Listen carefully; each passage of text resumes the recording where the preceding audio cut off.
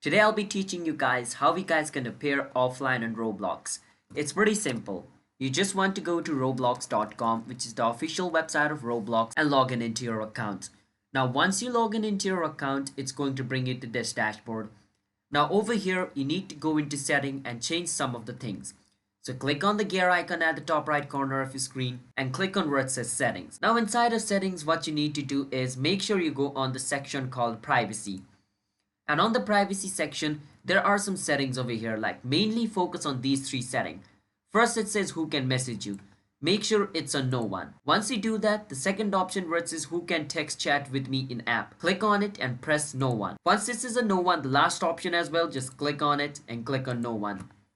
Once you do that, basically it's done. Now you can close this setting, open Roblox, start playing it. You will appear offline on Roblox. Nobody can invite you on any game, and when you're playing game on Roblox, nobody will be able to message you. So that's how you guys can appear offline on Roblox. So if you guys found our video helpful, hit the subscribe to our channel, How to Guide. I'll see you guys next time.